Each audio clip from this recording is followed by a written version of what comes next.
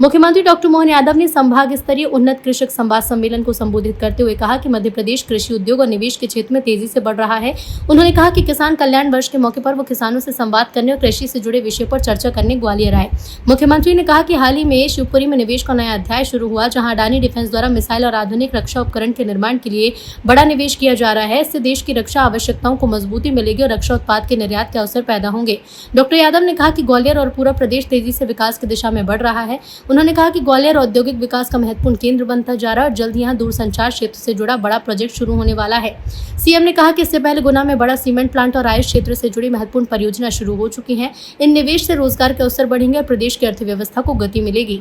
मैं आज ग्वालियर की धरती पे किसान कल्याण वर्ष में एग्रीकल्चर के और उन्नत किसानों से चर्चा करने आया हूँ।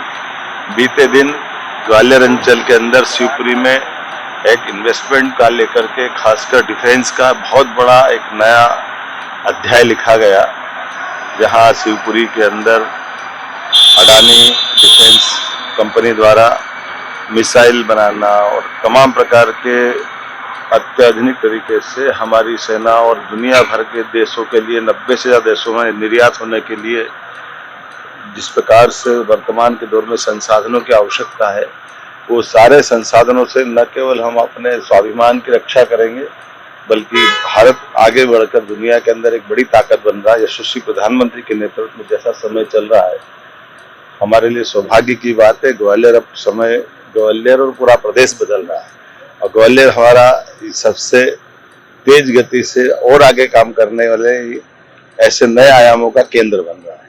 मुझे मालूम है बहुत जल्दी यहाँ टेलीकॉम कम्युनिकेशन का भी एक बड़ा प्रोजेक्ट हमारे यहाँ आने वाला है। इससे पहले गुना में सीमेंट प्लांट एक बड़ा लाए, इसके बाद आयुष फैक्ट्री का एक बड़ा प्रोजेक्ट ये बीते कल हुआ है। लेदर पार्क का है, सोलर पार्क का है, टूरिज्म का, इको टूरिज्म का, फॉरेस्ट टूरिज्म का, चीता प्रोजेक्ट, टाइगर प्रोजेक्ट, ये एक के बाद एक वो सारी सौगात है जिससे हम वन्य जीवों की रक्षा कर रहे हैं, रोजगार के लिए पर्यटन के अंदर अवसर देख रहे हैं, विकास के नए प्रतिमान और कीर्तिमान बन रहे हैं।